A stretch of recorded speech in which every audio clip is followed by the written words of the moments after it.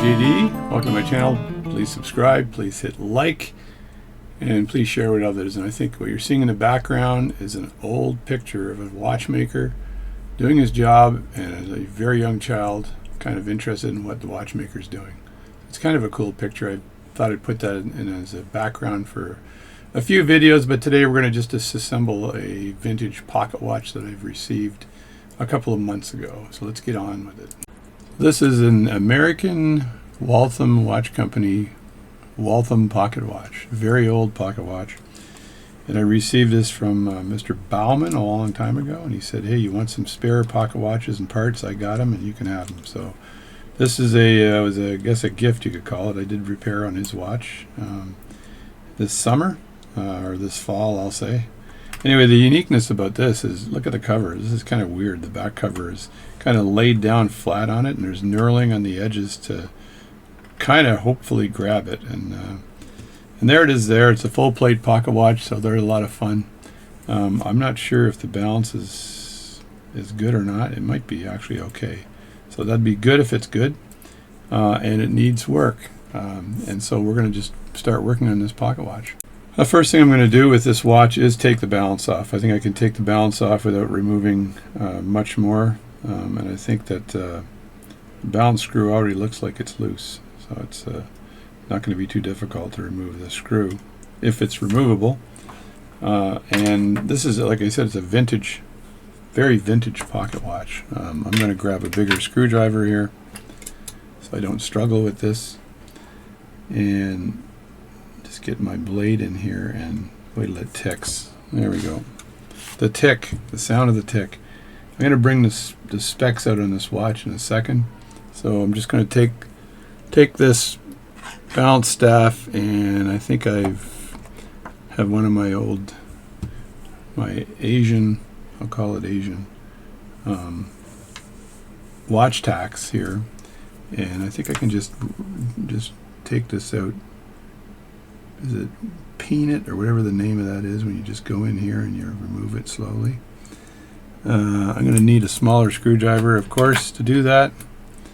And I just want to unwedge it from where it is. So it's, can I lift that up? Yeah, I can. And you don't want to scratch the plate, so you want to be very careful. You want to be as tight as possible to the actual plate when you do this. And then once it's released, it's kind of released, and then you can just lift it straight up. I think it should lift straight up. There we go. Lift it straight up, and I'll just rest it on this tack that I have here. And the tack was already set for the previous pocket watch I was working on, so it in general should be. Before I do that, let me have a quick look and see if there's actually an impulse jewel on this thing.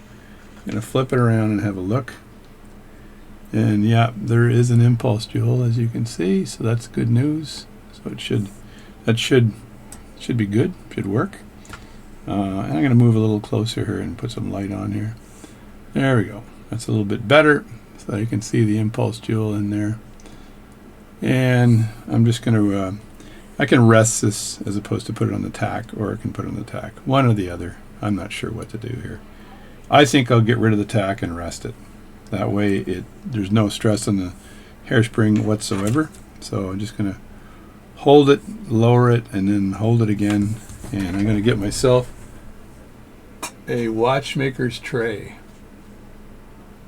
So I got stacks and stacks of these trays, by the way. This is just an example.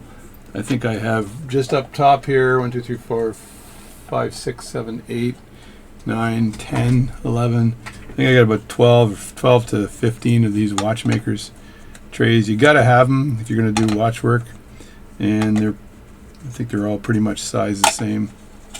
Yeah, they all feel like they're sized the same. And I'll put that piece in the tray, and that way it's not going to be exposed, and it just can sit there for now in the tray like that. There we go. And I'll clean that later.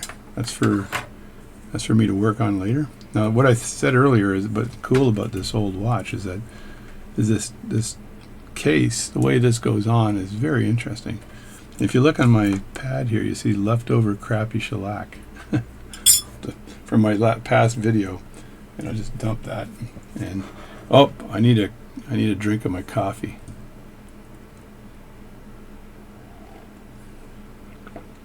My wife stole my phone to talk to my youngest son, who's 36, and I'm not getting it back. So I thought this is really interesting. And if you look at the, what is this? It's a Premier case, and this was what it looks like here.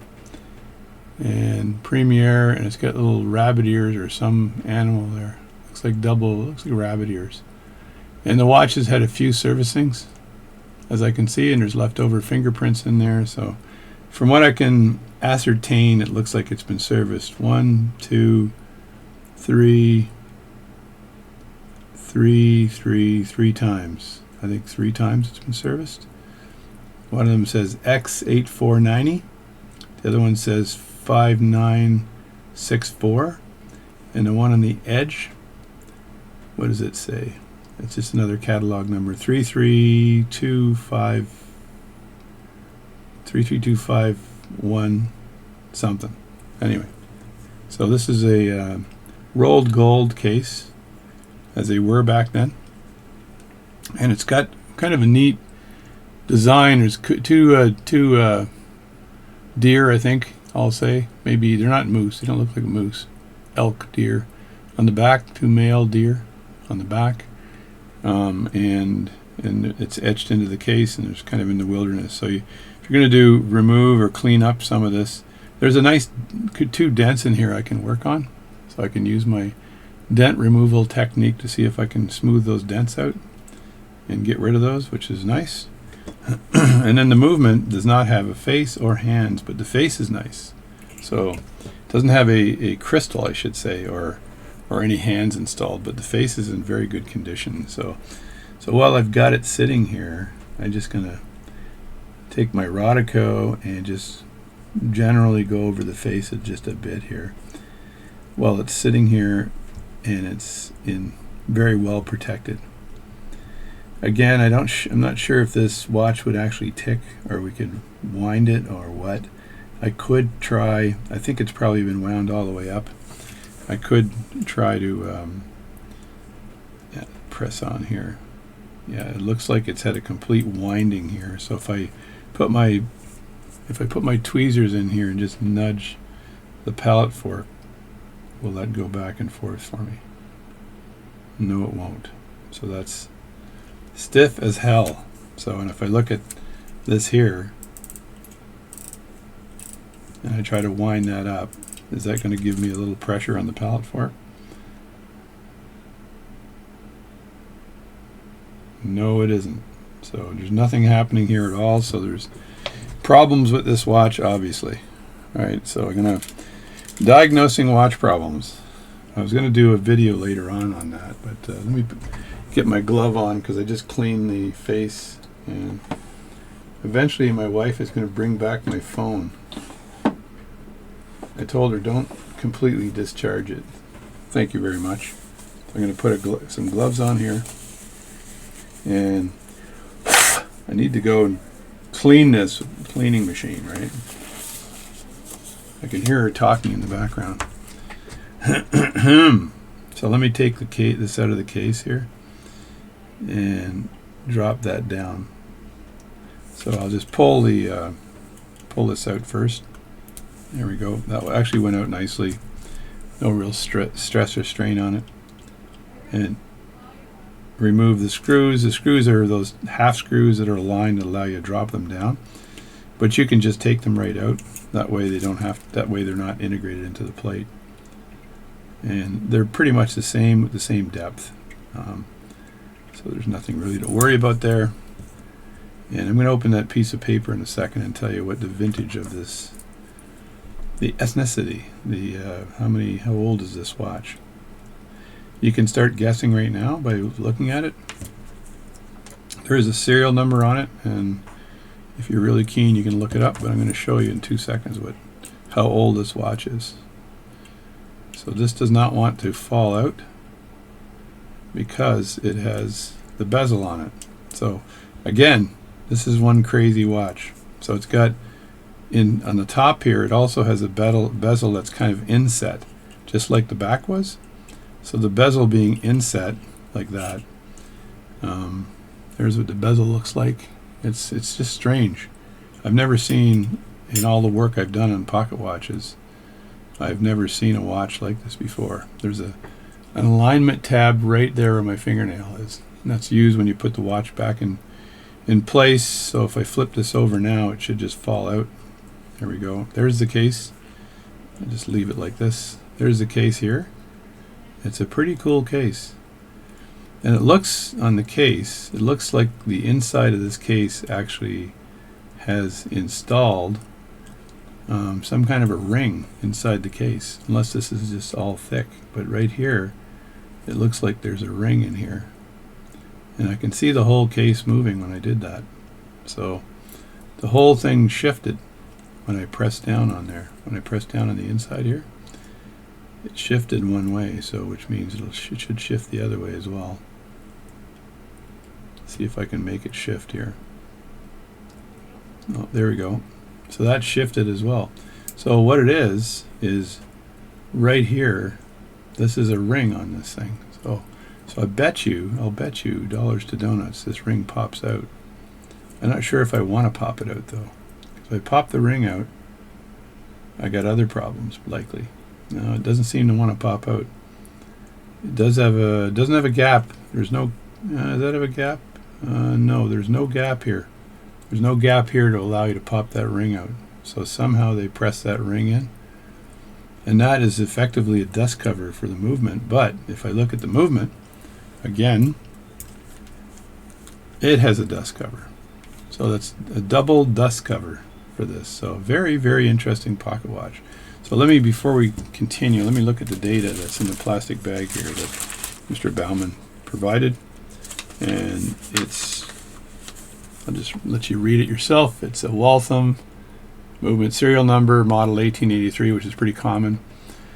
Estimated production date, so sometime between March and August 1886. So this is an old watch, 1886. I love these watches that are back when the OK Corral happened. Quantity run was only 500, but the total production was 8,000, which is really a low production. It has 13 jewels, which is an odd number of jewels. Usually it's 17 jewels or 9 or 17. I don't think I've ever seen 13. It's a lever set movement, and it's a full plate, and it's got a church regulator in it. That doesn't mean you get to go to heaven faster, by the way. It just means it's a church regulator. It's a Breguet, and it says it's adjusted when I look at it. It's adjusted and a Breguet. So there's a gray book value of this thing. I'm not sure how rare it is, but what I like about it is it's an old 1886 pocket watch. I'd love to get this thing going again. And this could be the one that I walk around with all the time, because I just love these old pocket watches. The old pocket watches. So it's obviously there's something mechanically wrong with it. It looks like the previous watchmakers dug their screwdrivers in here pretty hard. So I need to take this dust cover off in order to get access to the to take the screws out in order to remove the face, right? So you just get your screwdriver in there and start wedging it, and once it's bigger than the blade, the thickness here is bigger than the blade, just switch screwdrivers, go to a bigger screwdriver, and then go around and do it again, and then eventually it'll loosen like that. There we go. There it is. That's the dust cover, and I'll put that aside as well. And looking inside the pocket watch, I look through the inside guts here, the movement, to see if there's anything that I can see that's just odd. Now it's a full plate movement, so I've got to take the pressure off of the mainspring. So if I get my my key here, there's a button, a switch right there, and you push it this way, I believe, towards the camera. But you have to put your bench key in first, and like that, and push it down, and then try to put a little turn on here on the put a little bit of pressure turn on the movement like this clockwise while you push this here, which releases the mainspring. So that's releasing the mainspring. So I'll let that go for a second and reset myself, because you don't want it to slip. Then you turn it just a bit and then let it go again. If I can keep this mainspring, I will. If I can't, if it's set, which means someone told me that if the mainspring is bigger than the size of the barrel, or bigger than the size of the movement, then it's considered to be set, right? So yeah, there's nothing left there. So that's it. That's done. So I took a little bit of the pressure off the mainspring, and then this will just be a disassembly video today. And now I want to remove the screws. These small screws here, they grab onto the dial feet, right? And you never know how tight these are. You don't want to snap them off, because if you do, you're going to have another problem. These ones are quite small, and they grab onto the dial feet. Now, I have a dial feet soldering tool that I haven't used in such a long time, because I haven't had to solder dial feet. The time I did, I think I used it a lot. I made some videos on how to solder dial feet. I got my technique down quite well. And then I didn't do it for almost a year. But I still have the tool, which is kind of cool, in case I get the sudden urge to solder dial feet. Now here, once you've loosened those screws, then you can get your screwdriver in the edge. And usually without a glove on, I can remove this a little easier, but I've got fingernails here, which are pretty handy. My guitar fingernails, as I call them. So I can just pull that up, and the dial looks like it's in mint condition. That's a beautiful dial. So there's no problems here at all with that. So I'll put that aside now. And there's no dial washer, which is interesting, but before I do anything, I'm going to put those screws back. And this is so when this goes through the wash, I don't lose those screws. So I don't have to put them back very tight. I just have to screw them in until I feel a little back pressure, and then we're good. We just do that again. This is a relaxing Sunday dismantling of a pocket watch, which I find actually very relaxing. I'd have radio music on in the background, but then the YouTube authorities then nail me with copyright violations, which really pisses me off. I just have to listen to the radio in the back. So when I reassemble this watch, I will put a dial washer in here, right? So pull that out. That's the hour wheel. The cannon pinion may come straight up. I'm going to look at this thing, and it seems to be a solid. No, it's not a solid cannon pinion. It's a one with an opening, a leaf opening, but it might come straight up, which with any luck, and it does. You don't want to squeeze really hard on there, but if you look at the cannon pinion, it looks like there's a bit of corrosion or something on the base of that cannon pinion, so I'll have to clean that up. I may clean it up before it goes into the cleaning machine. And then the minute wheel can come out right here. Now this thing looks kind of stuck as well. Now you don't want to force anything, because forcing this will cause things to break. So I just am able to put a screwdriver under there and bring the minute wheel out like that. And it looks like it's in pretty good condition. I'm lining everything up at the top. Now I look at this watch again. This is my watch. It's not a customer watch. So if I look at this watch and I just work this here, just look at how that works, right? To engage the mainspring here, and or to wind it. It looks like it's in pretty good condition, and I'll probably wash this watch with all this stuff intact. And I talked to another watchmaker that I know that typically does that. He doesn't take all this stuff apart. Usually when he washes the watch, only because there's not much difference, but you got to dry it up really well, right? So it doesn't have any issues with respect to contamination or anything. So now I want to put this in my Myers, I think my Myers holder. So I'll be right back with my Myers number 58 holder. All right, here's my Myers number 58 movement holder. Beautiful piece of gear. These things are selling on Amazon, or not Amazon, on eBay for like $350. It's amazing how much people are paying for these now. I think I made them popular. Maybe I didn't. Anyway, it's a great device. Just make sure there's nothing on the edges that could get squished by it. So this alignment tab right here, just keep that on the outside when you're putting this movement in here. And I think that's about all that I'd have to worry about. And of course the center wheel then is falling through the center, which is nice. It's out of the way. So it's funny, this is a 13 joule movement. So I look at the jouling on this thing, and if I were to do some joule counting, Let me see if I can do some jewel counting. Let me put my screwdrivers away here for a second, and just bring the ones out I think I'm going to need. If I do some jewel counting, I've got, for each one of these, I've got 2, right? So 2, 4, 6 jewels there, and then the top and bottom here, 7, 8, plus I've got caps, 9, 10. That's 10 jewels. Pallet fork has got 2, 11, 12, and then there's the impulse jewel, which is 13. That's 13 jewels. So there you go. I'm not a bad jewel counter. So I'm going to take the plate off here where the mainspring is. And this is an 1886 pocket watch. It was likely cleaned in 1895 maybe, or just maybe cleaned a couple of times before the turn of the century. So that is amazing.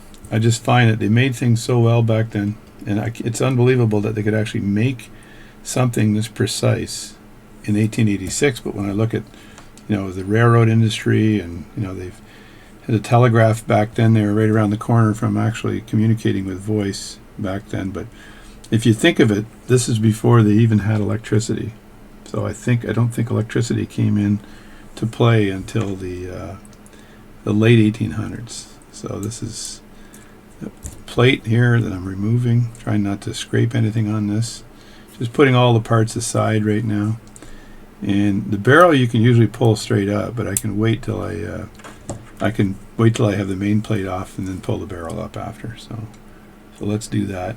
I think the tension is completely off of the center wheel from the mainspring barrel, so I should be fine. These screws all seem to be fairly gummy in here. So usually they lift up easily, but I guess if it's been sitting there for 100 years, right, it's not going to lift up easily in any way, right? So there you go. There's that.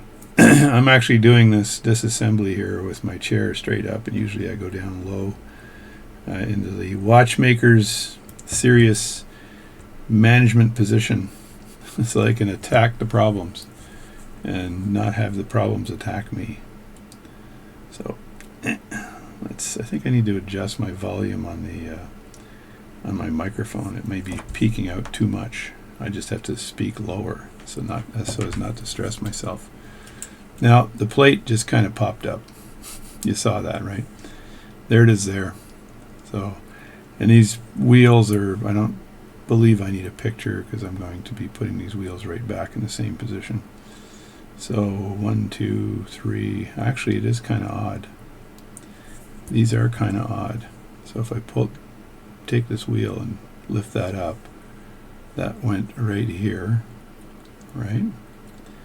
And then the escapement, which is right here, lift that up, and that went right, I wanted to say here, I think, right here. So that's going to be super interesting to put back together again. And then the pallet fork here, it's again full wheel or full plate movement's very difficult.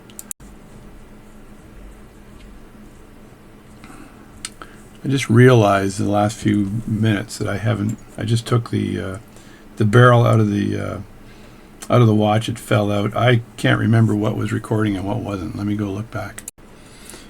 All right, turns out I wasn't recording for a while. Let me just turn the volume down on this a bit. So turns out that I wasn't recording a lot of the disassembly. So I did take the rest of the parts off the watch. And I noticed a few things that were kind of interesting in this watch. I'll go through this again, just for your knowledge. Normally, this part of the movement here, I left this stuff in here because I'm really worried about finding the parts from an 1886 watch. So normally, this little device here is beveled, right? And this allows the gear when you're pushing in here. Let me show you how that works for a second. Get my pocket watch, my bench. There we go. So when you push in with there, you can see how that works, and this will disengage the wheels, right, from the minute wheel. And then when I push back on this like that, the spring that's underneath here that's right in there will push up on this wheel here, on this beveled wheel, or whatever you call it, beveled wheel. That'll allow it to engage the minute wheel for setting the time. So this is an odd configuration. I don't want to take this out. It has been probably there forever. So I'm always worried now of these super old watches. I can unscrew these and take them out, but guess what would happen if you take the head off of that watch? You've probably got yourself 3 hours worth of work to make a new screw. So if the screw head were to come out. So I will examine all the jewels on this watch. The barrel just came straight out after I took the plates off, and these wheels came out without a problem. I just, for some reason, forgot to hit record, so I apologize. And the watch, the mainspring here was tightly wound in the watch with the arbor in the center. The mainspring arbor has got a little bit of corrosion on it, as you can see. So it looks old. Maybe not corrosion, but just gum from being really old. The mainspring itself has got a lot of gum on it from being old. I think I could consider the mainspring to be set because the mainspring is the same size as the movement. Someone said if it's bigger than the movement, then it's not set. If it's the same size as the movement or smaller, then it's set. I think this is pretty much set. That I could probably purchase another mainspring that's so I'm going to measure this, show you how I measure it. The barrel obviously needs work because it's pretty gummed up as well. And I just walked the mainspring out with my thumbs out of the barrel, so it wasn't a big deal. I was recording it, so again I apologize for that. And this plate came out pretty easily. And I'm going to examine the jewels here as well. And there's a cap jewel on here, and then the jewel for the just drop everything here. Cap jewel, and then a jewel for the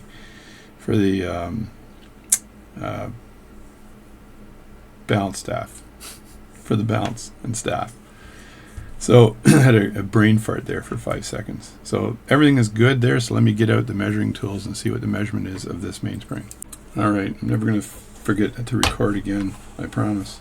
So I've got my measuring device here, this micrometer. It goes to 0.001 millimeters, and I just keep the battery out of it all the time because I very rarely use it. I use it to measure, obviously, but I don't need to use it all the time. So, and I don't know where the cap is for this, by the way. So somehow the cap jumped right out, and it's missing.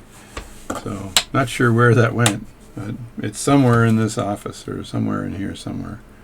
But I'll find it eventually, right? But just take the battery here, and I can push that battery in with my fingers, and it'll stay in and turn this on. So this here micrometer is pretty handy.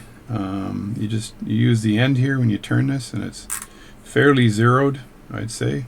It's close enough to zero. And once you've done that with here, like that, then all you do is hit the zero, like this, and it zeroes it out. Then you can measure the dimension of the mainspring. You can see it's pretty close, right? So what I do, I got a happy little hand here that I can use.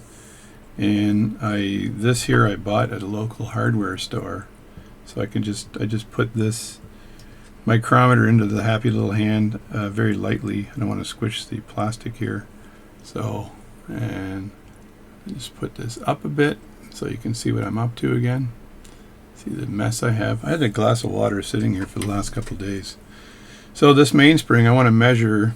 What I want to do is make this flat a bit so I can measure it properly, so I can take this part of it here and flatten it out a bit, just like that. I just have to milk it a bit to flatten it, and then I want to put the flat part in here and then measure that. So this is from a strength perspective, so when I'm measuring this part of it, it's considered the strength of the mainspring. So if I do this, what do I have? So I have 0.239, and of course it's measure twice, cut once. So you just do this, put it back in again, maybe put it backwards this way. 0.239, put it here, tighten that again, and I got 0.236. So it's squishing it a bit more. 0.235, 0.234. So I think that's probably what it is, somewhere about 0.234 strength. So write that down on a piece of paper.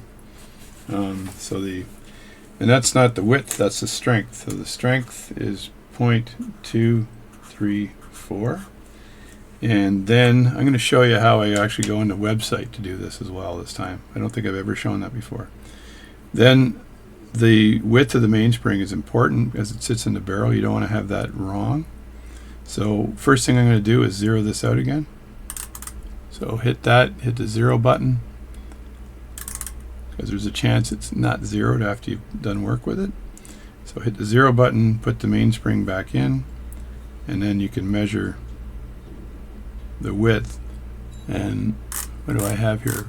So that's 2.989. So let me open that up again. 2.4, I think it's at an angle. I got to make sure it's straight. 2.985. So I think 2.98 is probably what I'm looking at, but I'll put 2.985. That's the width. And then the length of this mainspring. Somebody told me how to measure the length of a mainspring based on the barrel, but what I can do is measure the barrel size, outer diameter. So I can do inner diameter or outer diameter, but you can actually put the barrel size in there and it'll give you an idea of I can eyeball it as well from the top as I look down, and to make up for the walls of the barrel, and then just measure the barrel size here. So the barrel size, the barrel diameter on the outside is 18.84, so it's probably an 18-bit barrel. So if I go down and eyeball it, which I'm going to do right now,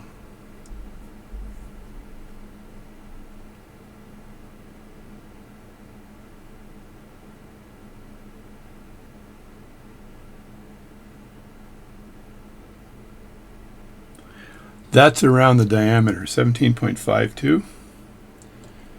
So I'll say that's, and you want the inside diameter of it. So the diameter is 17.520. That's the diameter of the barrel. The length, it's probably 350, I'd say, somewhere in there for this. But I'll have a look at see what's available. So, and there's some math you can do to determine what the length is based on the width, based on the strength, which is the thickness of the spring, and the diameter. I just can't remember what that math is. I'd have to Google it right now, but I'm not going to do that. So I've got the measurements. So what I want to do next is go to the website and see if I can find this spring. Right here I've got the Cousins UK website. So let me just turn the volume down again here. It seems to reset to high all the time. So I've got the Cousins UK website. So what I want to do here is I've got to move this recording software to a different screen in order to run this website. So what I'm looking for is mainsprings. So it's watch parts. So it'd be over here. And then I would have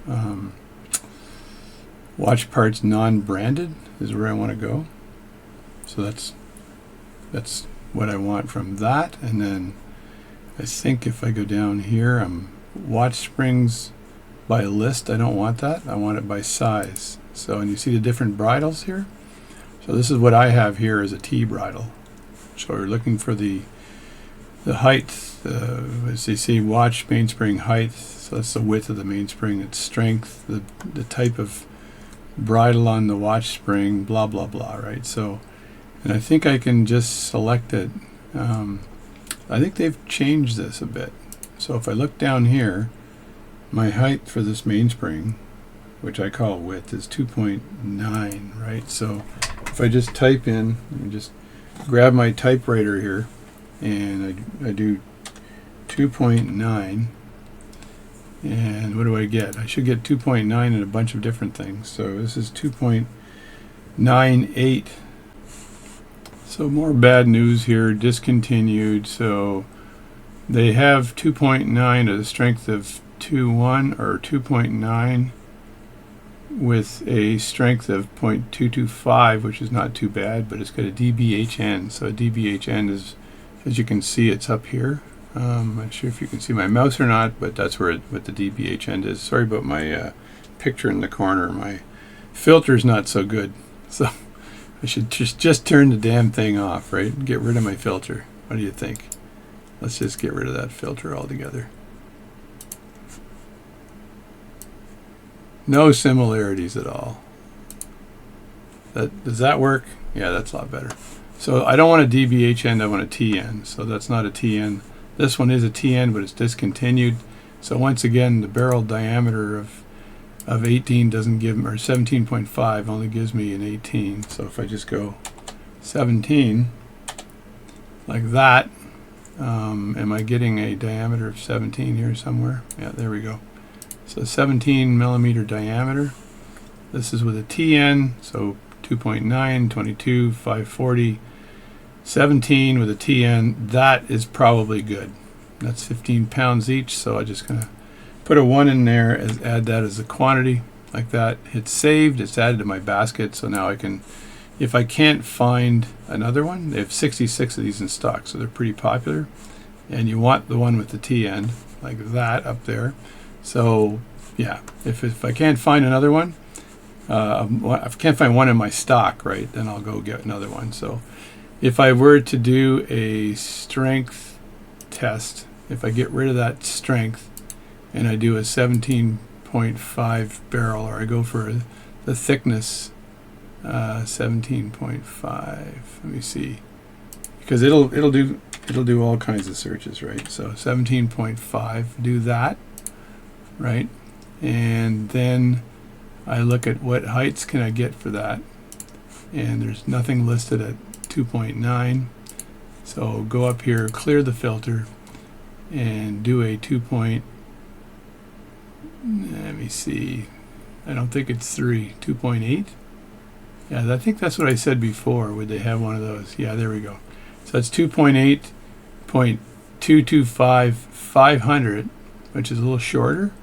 But it's got a 2.5, and I had 2.34 for the strength, so that might be a little too strong, and it's a bit short, right? So like it's 2.8 and I'm 2.98, which is pretty big difference. There's 23 of this in stock, but it's got an SP end on it, so you don't want an SP end, so it's not a T end on it. So that's it. That's farting around for strengths of mainsprings, so I'll just stop here. So that's pretty much it. I've got the watch disassembled completely. I'm going to organize it in the baskets. I've got the baskets right here, and I'll go downstairs and do a wash on this box, and then come back, and then I'll make another video. But I've got to clean off some corrosion. I do have a little corrosion brush that I can use to get rid of some of the corrosion on the watch before I reassemble it. But I need another mainspring, so I'm going to do mainspring hunting. And probably do that through the week to find the right mainspring for this. If I can't, I'll go to Cousins UK, but I'm going to pay 17 pounds for a mainspring, which is around 17 pounds is probably 25 bucks, maybe. Not sure what the UK Canadian exchange rates are these days, but it's probably 25 bucks plus tax. So I'm up to 30 bucks for a mainspring. I probably can find another one. This one here, though, this mainspring here looks like it's pretty set, so reusing this one probably not a great idea. So it's not someone else's watch though, so who knows. If I can't find the right mainspring, I may just bend this back once and then try reusing it. So we'll see. Not a good practice, but so I'm not going to do it. Anyway, thanks for watching my videos, and a shout out to all you guys out there that watch them. I decided to do another watch video today. This watch is mine, baby, and it's got some crazy stuff in it. Like I said, it's got this inner ring that's in the ring that's part of the ring. So it's an inner ring that's on this thing, right? And then it also has the dust cover on the movement, which is strange. And then the back and front covers, as I showed you earlier, they're inward, which is really weird too, and it's an old Waltham. So we're going to get this thing cleaned up nicely, and I'll find a mainspring for it, and then we'll, after that, when I do the reassembly, we'll work on the balance and other things. So thanks a lot for watching my videos, and I'll see you next time.